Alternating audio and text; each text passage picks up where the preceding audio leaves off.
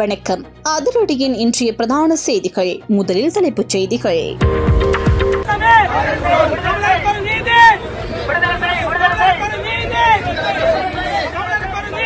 குடல்வளையின் விலங்குடைக்கு அணி திரள்வோம், பாடலுக்கு சிறையா? யாழில் கைது செய்யப்பட்ட தாயக கலைஞனை விடுவிக்க கோரி வெடித்த மாபெரும் போராட்டம். முதல் முறையாக வாய் திறந்த போலீசார். 7 ஆண்டு தாமதத்தின் பின் விழித்து வரும் உயிர்த்த ஞாயிறு தாக்குதல் சதி பின்னணி. அடுத்தடுத்து அம்பலமாகும் திடுக்கிடும் தகவல். தமிழ் எம்பி வெளியிட்ட உண்மை. சமையல் எரிவாயு விலை நிலவரம் குறித்து லிட்ரோ நிறுவனம் மக்களுக்கு வெளியிட்ட அறிவிப்பு. விலை உயர்கிறதா? வெளியான தகவல். பிள்ளையான் செய்த கொலையொன்றை நேரில் கண்ட சாட்சியம். தயாராகும் குற்றப்பத்திரிகை. அம்பலமாக போகும் திடுக்கிடும் தகவல்கள். மன்னாரில் பழைய தேவாலயம் ஒன்றை தோண்டிய மர்ம நபர்கள் புதியில் இருப்பதாக தேடுதல் நடவடிக்கை. விசனம் வெளியிடும் மக்கள். நாட்டில் இடம்பெறும் இணையவழி மோசடிகளுக்காக இலங்கையுடன் கைகோர்க்கும் சீனா. எடுக்கப்பட்டுள்ள அவசர நடவடிக்கை. நாட்டில் விவசாயிகளுக்கு சற்று முன் அதிகரிக்கப்பட்ட மானியம் எவ்வளவு தெரியுமா? வெளியான மகிழ்ச்சி தகவல். யாழில் தீவிரமெடுக்கும் வன்முறை கும்பல்களின் நடமாட்டம். வீடொன்றிற்குள் வாளுடன் புகுந்த சம்பவம். தொடரும் விசாரணை. அரசாங்கத்தின் நகர்வுகளின் பின்னணியில் புலம்பெயர் தமிழர்கள். திடீரென கொந்தளிக்கும் மகிந்த தரப்பு. கொழும்பில் அவசரமாக கூட்டத்தை கூட்டிய மகிந்த. கலந்துரையாடப்பட்ட முக்கிய விடயம். நாட்டில் நிறுத்தப்படுகிறதா வாகன இறக்குமதி? அரசாங்கம் வெளியிட்ட உண்மை தகவல். உண்மையில் நடப்பது இதுதான்.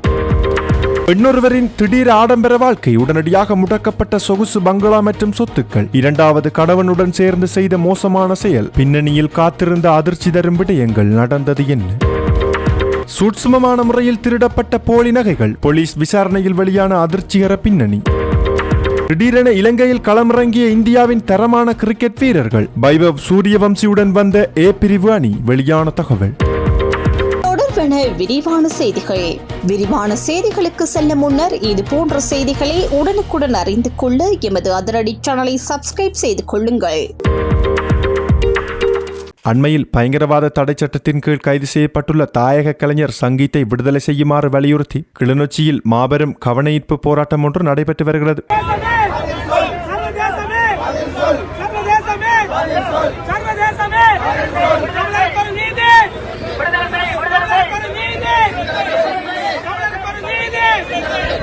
இந்த போராட்டம் இன்று காலை 10 மணியளவில் கிளிநொச்சி ஏனையன் வீதியில் அமைந்துள்ள பழைய கச்சேரி முன்பாக ஆரம்பிக்கப்பட்டு தற்போது தொடர்ச்சியாக நடைபெற்று வருகிறது. குறித்த போராட்டத்தில் கலந்து கொண்டவர்கள் பாடலுக்கு சிறையா என்ற கேள்வியை முன்வைத்து குரல்வளையின் விலங்குடைக்க அணி திரள்வோம் என்ற முழக்கத்துடனும் அமைதியான முறையில் தங்கள் எதிர்ப்பை வெளிப்படுத்தி வருகின்றனர். இந்த போராட்டம் கிளிநொச்சி மாவட்ட பொது அமைப்புகளின் ஒன்றியமிணைந்து ஏற்பாடு செய்துள்ளதாக தெரிவிக்கப்பட்டுள்ளது.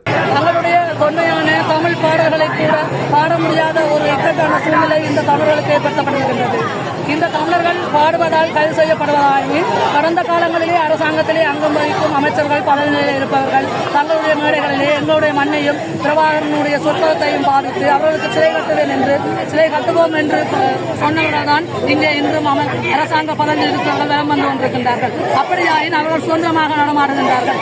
இந்த இளம் பாடகன் தன்னுடைய தமிழ் பாடல்களை பாடியதற்காக கைது செய்யப்பட்டுள்ளார் என்றால் அவர்களுக்கு ஒரு நீதி, இந்த இளைஞருக்கு ஒரு நீதியாகும். ஆகவேதான் சங்கீதனை விடுதலை செய்ய வேண்டும். இது இப்படி இருக்க குறித்த இளைஞனின் கைது தொடர்பில் காவல்துறை முதல் முறையாக வாய் திறந்து சில தகவல்களை வெளியிட்டுள்ளது. அதன்படி விடுதலை புலிகள் அமைப்பை ஊக்குவிக்கும் பாடல்களை பாடியதாக கூறப்படும் சந்தேக நபர் கைது செய்யப்பட்ட சம்பவம் தொடர்பாக சமூக ஊடகங்களில் பரவி வரும் தவறான தகவல்கள் குறித்து இலங்கை காவல்துறை விளக்கம் வழங்கியுள்ளது. இலங்கையில் இசை நிகழ்ச்சிகள் மற்றும் பொழுதுபோக்கு நிகழ்வுகளில் பாடல்களை பாடுவதற்கு காவல்துறையினர் தடை விதித்துள்ளதாக சமூக ஊடகங்களில் பரவி வரும் செய்திகள் முற்றிலும் போலியானவை மற்றும் தவறானவை என காவல்துறை ஊடக பிரிவு தெரிவித்துள்ளது.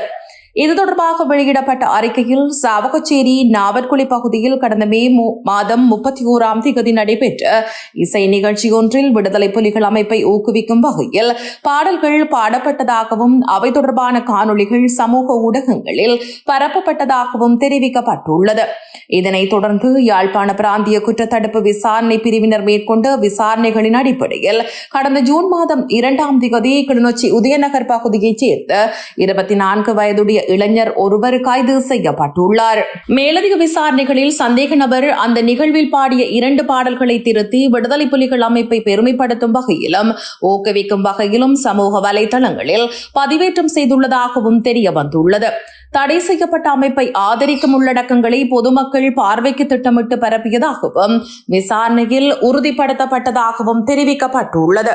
இந்த செயல் 1978 ஆண்டின் 48 இலக்க பயங்கரவாத தடுப்புச் சட்டத்தின் 3G பிரிவின் கீழ் தண்டனைக்குரிய குற்றமாகும் என்பதால் சந்தேக நபர் சாவகச்சேரி நீதவான் நீதிமன்றத்தில் முன்னிலைப்படுத்தப்பட்டு வரும் ஜூன் 17 வரை விளக்கமறியலில் வைக்கப்பட்டுள்ளார். இதேவேளை இந்த சம்பவம் பயன்படுத்தி நாட்டில் இசை நிகழ்ச்சிகளில் பாடுவதற்கு காவல்துறையினர் தடை விதித்துள்ளதாக சமூக வலைதளங்களில் பரவப்படும் தகவல்கள் முற்றிலும் தவறானவை என காவல்துறை மீண்டும் வலியுறுத்தியுள்ளது. அரசியலமைப்பு சட்டத்திற்கும் நாட்டில் நடைமுறையில் உள்ள ஏனைய சட்டங்களுக்கும் மதிப்பளித்து நடப்பது ஒவ்வொரு குடிமகனின் பொறுப்பு எனவும் இலங்கை காவல்துறை பொதுமக்களுக்கு நினைவூட்டியுள்ளது. மன்னார் சவுத் பார் பகுதியில் நீண்ட காலமாக பராமரிப்பின்றி கைவிடப்பட்ட நிலையில் உள்ள பழமையான கத்தோலிக்க தேவாலயம் ஒன்றில் மர்ம நபர்கள் சிலர் புதையல் தோண்டும் நடவடிக்கையில் ஈடுபட்டுள்ளதாக அந்த பகுதி மக்கள் தெரிவித்துள்ளனர். பல வருடங்களாக முழுமையான பராமரிப்பின்றி சேதமடைந்த நிலையில் காணப்படும் இந்த தேவாலயத்திலேயே சட்டவிரோத அகழ்வு சம்பவம் இடம்பெற்றுள்ளதாக கூறப்படுகிறது. சம்பவ இடத்தில் புதையல் தோண்டப்பட்டதாக சந்தேகிக்கப்படும் தடயங்களும் காணப்பட்டுள்ளதாக பொதுமக்கள் சுட்டிக்காட்டியுள்ளனர். அங்கு திருஷ்டி நூல்கள், கற்கள் மற்றும் பூஜைக்கு பயன்படுத்தப்பட்டதாக சந்தேகிக்கப்படும் சில பொருட்களும் கண்டெடுக்கப்பட்டுள்ளதாக நேரில் பார்த்தவர்கள் தெரிவித்துள்ளனர். இதனைத் தொடர்ந்து இந்த சட்டவிரோத புதையல் அகழ்வு முயற்சி குறித்து அந்த பகுதி மக்கள் காவல்துறையினருக்கு தகவல் வழங்கியுள்ளனர். எனினும் காவல்துறையினர் இதுவரை சம்பவ இடத்திற்கு வருகை தரவில்லை எனவும் எந்தவிதமான நடவடிக்கையும் எடுக்கப்படவில்லை எனவும் பொதுமக்கள் குற்றம் சாட்டியுள்ளனர். வரலாற்று சின்னங்கள் அளிக்கப்படுவதையும் சட்டவிரோத புதையல் அகழ்வுகளையும் தடுக்க சம்பந்தப்பட்ட அதிகாரிகள் உடனடியாக தலையிட்டு உரிய விசாரணைகளை மேற்கொள்ள வேண்டும் என அந்த பகுதி மக்கள் மற்றும் சமூக ஆர்வலர்கள் கோரிக்கை விடுத்துள்ளனர். உயிர்த்த ஞாயிறு தாக்குதல் தொடர்பான உண்மைகள் 7 ஆண்டு கால உறக்கத்திற்கு பின்னர் மீண்டும் விழித்தெழுவது போல் தற்போது வெளிச்சத்துக்கு வருவதாக மட்டக்களப்பு மாவட்ட நாடாளுமன்ற உறுப்பினர் ஞானமுத்து ஸ்ரீநேசன் தெரிவித்துள்ளார். இது தொடர்பாக மைத்ரிபால சிறிசேனவின் அறியாமை, கோட்டாபய ராஜபக்சவின் தனிப்பட்ட தேவைகள் மற்றும் ரணில் விக்ரமசிங்கவின் அதிகாரத்தை தக்க வைத்துக் கொள்ளும் முயற்சி ஆகியவற்றால் உயிர்த்த ஞாயிறு தாக்குதலுக்கான உண்மைகள் முழுமையாக வெளிச்சத்திற்கு வரவில்லை என தெரிவித்தார். பிள்ளையானின் தனிப்பட்ட செயலாளராகவும் ஸ்ரீ சலேவின் நம்பிக்கையாளராகவும் இருந்த அசாத் மௌலானா நாட்டை விட்டு வெளியேறிய பின்னர் சேனல் 4 ஊடகத்திற்கும் பல விடயங்களுக்கும் தொடர்புடைய தகவல்களை வழங்கியதாகவும் அவர் கூறினார். ஆனால் அந்த தகவல்கள் தொடர்பாக அக்கால ஜனாதிபதிகள் கோட்டாபய ராஜபக்ஷ மற்றும் ரணில் விக்ரமசிங்க உரிய அக்கறை காட்டவில்லை என்றும் அவர்கள் அதிகாரத்தை தக்க வைத்துக் கொள்வதிலேயே அதிக கவனம் செலுத்தினர் என்றும் அவர் குற்றம் சாட்டினார். தற்போதைய ஜனாதிபதி அனுரகுமார திசாநாயக்க பதவியேற்றதை உயிர்த்த ஞாயிறு தாக்குதலின் சூத்திரதாரிகள் தொடர்பான விசாரணைகள் மேலும் நம்பிக்கையுடன் முன்னேறுவதாகவும் அதற்கு மல்கம் ரஞ்சித் ஆண்டகை மற்றும் பாதிக்கப்பட்ட குடும்பங்கள் நம்பிக்கை தெரிவிப்பதாகவும் அவர் தெரிவித்தார். முன்னாள் ஜனாதிபதி கோட்டாபய ராஜபக்சவின் பெயர் கூட தற்போது விசாரணைகளில் குறிப்பிடப்படுவதை ஊடகங்களில் காண முடிவதாகவும் அவர் கூறியுள்ளார். இந்த தாக்குதல் ஆட்சி மாற்றத்தை நோக்கமாக கொண்ட ஒரு நடவடிக்கையாக இருந்திருக்கலாம் என சந்தேகம் இருப்பதாகவும் அவர் தெரிவித்துள்ளார். அதிகாரத்தை பெறுவதற்கான ஆசை எவ்வளவு கொடூரமான விளைவுகளை ஏற்படுத்தும் என்பதை இந்த சம்பவம் வெளிப்படுத்தியுள்ளதாகவும் அவர் குறிப்பிட்டுள்ளார். மேலும் வரலாற்றில் கௌடில்யர் மற்றும் மாங்கிலியவேலி போன்றவர்கள் அதிகாரத்தை கைப்பற்றும் சூழ்ச்சிகள் குறித்து வழங்கிய ஆலோசனைகள் போன்ற நிலைமைகள் இன்றைய அரசியலிலும் பிரதிபலிக்கக்கூடும் எனவும் அவர் கூறினார். குற்றங்கள் செய்தல், குற்றவாளிகளை பாதுகாத்தல், அப்பாவிகளை பலியாக்குதல் போன்ற செயல்கள் பௌத்த தர்மத்தில் இல்லை எனவும் அவர் சுட்டிக்காட்டியுள்ளார். ஜூன் மாதத்திற்கான லிட்ரோ எரிவாயு விலைகள் எந்த மாற்றமும் மேற்கொள்ளப்பட மாட்டாது என லிட்ரோ எரிவாயு நிறுவனம் அறிவித்துள்ளது. இதன்படி 12.5 கிலோகிராம் நிறையுடைய லிட்ரோ சமையல் எரிவாயு தொடர்ந்தும் 4765 விற்பனை செய்யப்படும் என தெரிவிக்கப்பட்டுள்ளது. அதேபோல் 5 கிலோகிராம் நிறையுடைய லிட்ரோ சமையல் எரிவாயு 1910 ரூபாய்க்கும் தொடர்ந்து விற்பனை செய்யப்படும் எனவும் குறிப்பிடப்பட்டுள்ளது. மேலும் 2.3 கிலோகிராம் நிறையுடைய லிட்ரோ சமையல் எரிவாயு 890 ரூபாய்க்கு தொடர்ந்து விற்பனை செய்யப்படும் என லிட்ரோ நிறுவனம் அறிவித்துள்ளது. 2026 ஆண்டில் இதுவரை நாட்டில் பதிவாகியுள்ள டெங்கு நோயாளர்களின் எண்ணிக்கை 35,228 உயர்ந்துள்ளதாக தேசிய டெங்கு ஒழிப்பு பிரிவின் பணிப்பாளர் வைத்தியர் கபில கண்ணங்கர தெரிவித்துள்ளார். தனியார் ஊடகம் ஒன்றின் நிகழ்ச்சியில் கலந்து கொண்டு கருத்து தெரிவிக்கும் போதே அவர் இதனை குறிப்பிட்டார். கடந்த 2025 ஆண்டின் ஒப்பிடுகையில் டெங்கு நோயின் தாக்கம் 30% முதல் 40% வரை அதிகரித்துள்ளதாக தெரிவித்தார். இந்த நோயாளர்களில் அதிகமானோர் மேல் மாகாணத்திலேயே பதிவாகியுள்ளதுடன் குறிப்பாக கொழும்பு மாவட்டத்திலேயே அதிகளவானோர் கண்டறியப்பட்டுள்ளதாகவும் அவர் கூறினார். அத்துடன் தென் மாகாணத்தின் மாத்தறை மற்றும் காலி மாவட்டங்களிலும், மத்திய மாகாணத்தின் கண்டி மாவட்டத்திலும், சப்ரகமோ மாவட்டத்தின் ரத்னபுரி மாவட்டத்திலும் குறிப்பிடத்தக்க அளவில் டெங்கு நோயாளர்கள் அடையாளம் காணப்பட்டுள்ளதாக டெங்கு ஒழிப்பு பிரிவு தெரிவித்துள்ளது. மொத்த நோயாளர்களில் சுமார் 80% கொழும்பு, கம்பஹா, ரத்னபுரி, மாத்தறை, காலி மற்றும் கண்டி மாவட்டங்களில் இருந்தே பதிவாகியுள்ளதாகவும் குறிப்பிடப்பட்டுள்ளது. இதேவேளை நேற்றைய தினத்தில் மேலும் ஒரு டெங்கு மரணம் பதிவாகியுள்ளதாகவும் இந்த ஆண்டில் இதுவரை மொத்த டெங்கு மரணங்கள் 20 உயர்ந்துள்ளதாகவும் அவர் கூறியுள்ளார். இணையவழி சூதாட்டம், தொலைத்தொடர்பு மோசடிகள் மற்றும் அவற்றுடன் தொடர்புடைய குற்ற செயல்களுடன் தொடர்புடைய குழுக்கள் பிற நாடுகளில் இருந்து இலங்கைக்குள் இடம்பெயர்வதை தடுப்பதற்கான நடவடிக்கைகள் எடுக்கப்பட்டுள்ளதாக தெரிவிக்கப்பட்டுள்ளது. இதற்கமைய இந்த நடவடிக்கைகளை வலுப்படுத்தும் நோக்கில் சீனாவிற்கும் இலங்கைக்கும் இடையிலான கூட்டு சட்ட அமலாக்க ஒத்துழைப்பு மேலும் வலுப்படுத்தப்பட்டுள்ளதாக கொழும்பில் உள்ள சீன தூதரகம் வெளியிட்டுள்ள அறிக்கையில் குறிப்பிடப்பட்டுள்ளது. இந்த அறிக்கையில் இலங்கையில் வெளிவிகார நிதி மற்றும் பொது பாதுகாப்பு அமைச்சுகள் உள்ளிட்ட சம்பந்தப்பட்ட நிறுவனங்களுடன் ஒருங்கிணைப்பு மேம்படுத்தப்பட்டுள்ளதாகவும் தெரிவிக்கப்பட்டுள்ளது. மேலும் இரு நாடுகளுடன் சட்ட அமலாக்க அமைப்புகளுக்கு இடையிலான நடைமுறை ஒத்துழைப்பும் அதிகரிக்கப்பட்டுள்ளதாகவும் கூறப்பட்டுள்ளது. இலங்கை அதிகாரிகளினால் மேற்கொள்ளப்பட்ட சோதனைகள் மற்றும் விசாரணைகளின் போது சில சட்டவிரோத சூதாட்ட மற்றும் மோசடி நிலையங்கள் முற்றுகையிடப்பட்டு பெருமளவிலான சந்தேக நபர்கள் கைது செய்யப்பட்டுள்ளதாகவும் தெரிவிக்கப்பட்டுள்ளது. கிழக்கு பல்கலைக்கழக பேராசிரியர் சுப்பிரமணியம் ரவீந்திரநாத் பிள்ளையானால் நடத்தப்பட்டதாக கூறப்படும் முகாமில் வைத்து கொல்லப்பட்டார் என்பதற்கான நேரில் கண்ட சாட்சியங்களும் கைது செய்யப்பட்ட 2 சந்தேக நபர்களின் ரகசிய வாக்குமூலங்களும் தொடர்பாக சட்டமா அதிபர் திணைக்களம் தகவல் வெளியிட்டுள்ளது. இதற்கமைய பயங்கரவாத தடுப்புச் சட்டத்தின் கீழ் கைது செய்யப்பட்டு விளக்கமறியலில் வைக்கப்பட்டுள்ள கிழக்கு மாகாண முன்னாள் முதலமைச்சர் சிவனேசதுரை சந்திரகாந்தன் எனப்படும் பிள்ளையானுக்கு எதிராக குற்றப்பத்திரிகை ஒன்று தயாரிக்கப்பட்டு வருவதாக சட்டமா அதிபர் திணைக்களம் உச்ச நீதிமன்றத்திற்கு அறிவித்துள்ளது.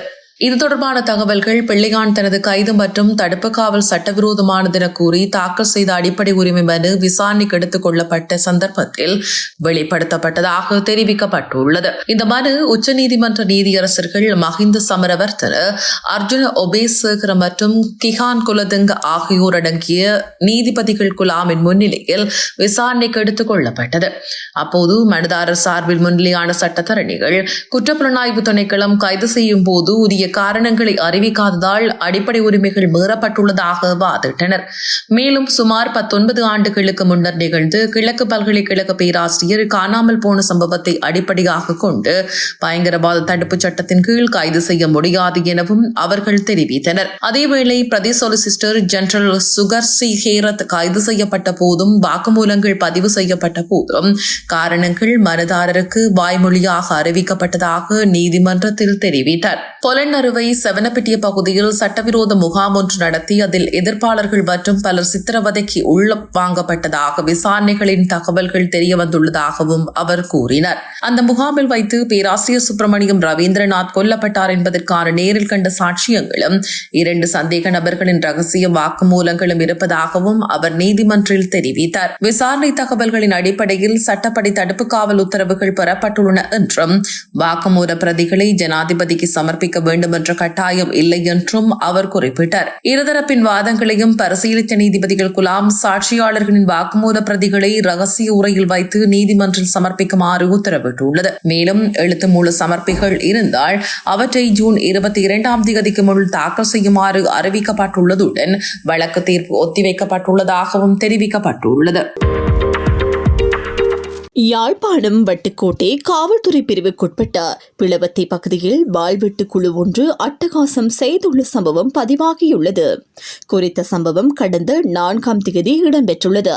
முகங்களை மூடி கருப்பு ஆடை அணிந்து வாள்களுடன் வந்த குழுவினர் வீடொன்றுக்குள் நுழைந்து அங்கிருந்த பொருட்களை அடித்து சேதப்படுத்தியுள்ளதாக தெரிவிக்கப்படுகின்றது. சம்பவ நேரத்தில் வீட்டில் யாரும் இல்லாத நிலையில் அந்த வன்முறை இடம்பெற்றுள்ளது. தாக்குதலை மேற்கொண்ட குழு பின்னர் அங்கிருந்து தப்பிச் சென்றுள்ளதாகவும் தெரிய வந்துள்ளது. இந்த சம்பவம் தொடர்பில் வட்டுக்கோட்டை காவல் நிலையத்தில் முறைப்பாடு பதிவு செய்யப்பட்டுள்ளதை அடுத்து காவல்துறையினர் மேலதிக விசாரணைகளை மேற்கொண்டு வருகின்றனர். இலங்கையில் நடைபெறவுள்ள முத்தரப்பு தொடருக்கு முன்னதாக நடைபெறும் பயிற்சி போட்டிகளில் பங்கேற்பதற்காக இந்திய ஏ அணி நேற்று முற்பகல் இலங்கையை வந்தடைந்துள்ளது. அண்மையில் IPL தொடரில் சிறந்த துடுப்பாட்ட வீரர் விருதை வென்ற வைபவ் சூரியவன்சி இந்த அணியில் இடம்பெற்றுள்ளதால் இத்தொடருக்கான எதிர்பார்ப்பு அதிகரித்து உள்ளது. இதன்படி இந்திய ஏ அணியின் முதல் போட்டி எதிர்வரும் ஜூன் மாதம் 9ஆம் தேதி தம்புள்ளியில் இலங்கை ஏ அணிக்கு எதிராக நடைபெற உள்ளது.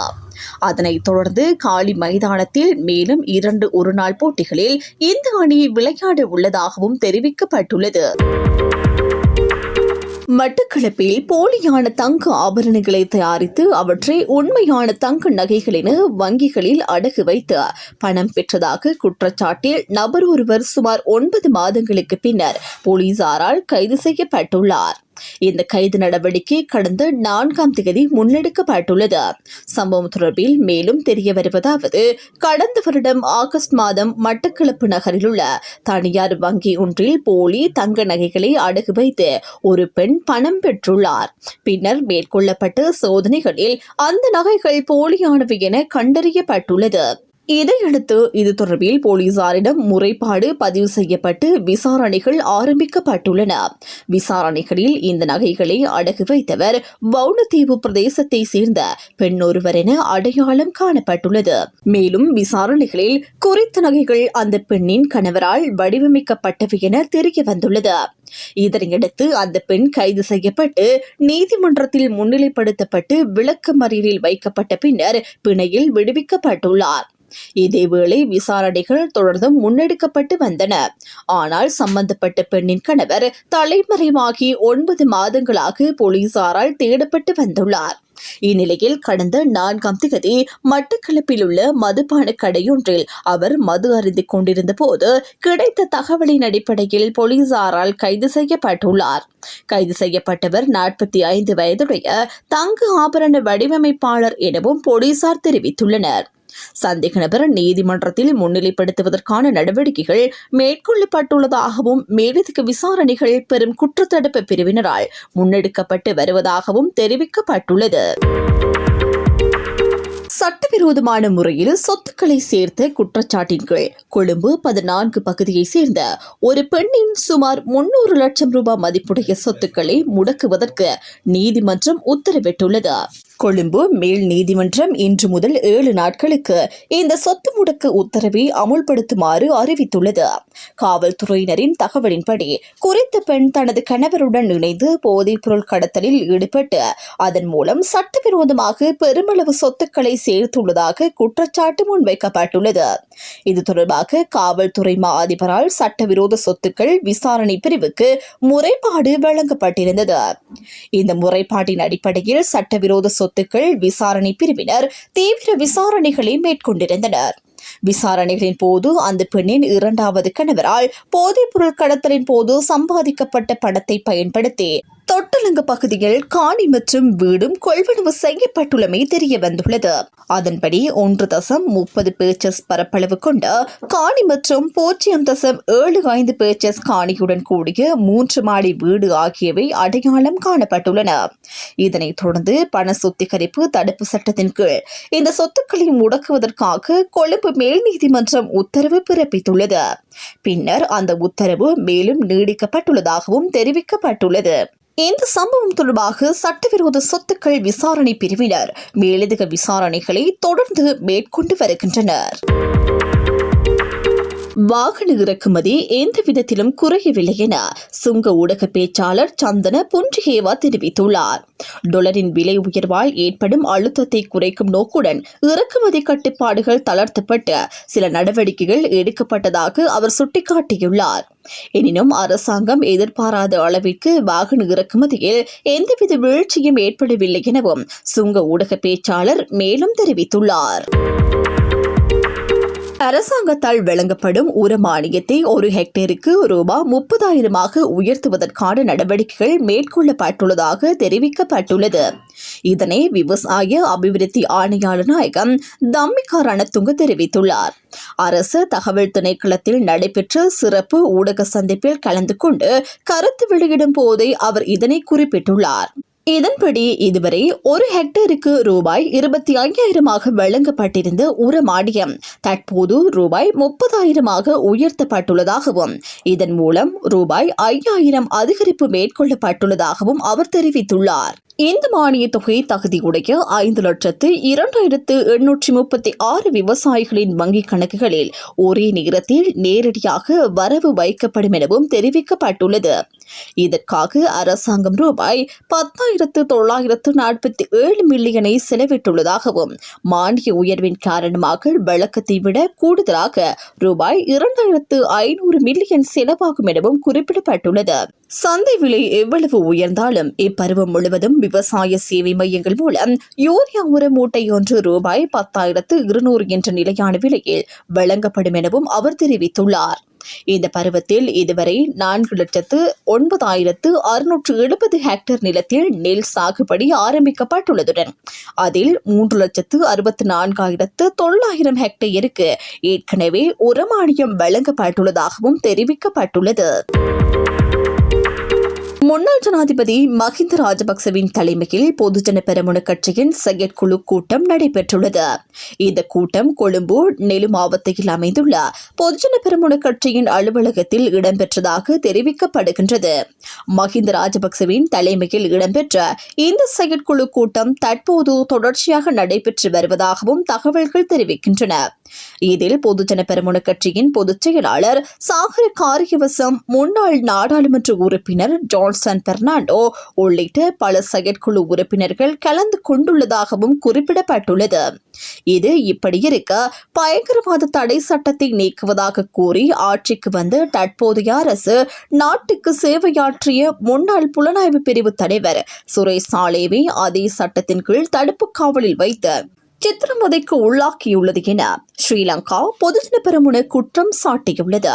பத்திரமுள்ள நெலு மாவட்டத்தில் உள்ள கட்சியின் தலைமையகத்தில் நேற்று நடைபெற்ற ஊடகவியலாளர் சந்திப்பில் முன்னாள் நாடாளுமன்ற உறுப்பினர்களான சமன் பிரிய ஹேரத் மற்றும் சம்பத் அதுகோரலா ஆகியோர் கலந்து கொண்டு இந்த குற்றச்சாட்டை முன்வைத்துள்ளனர்.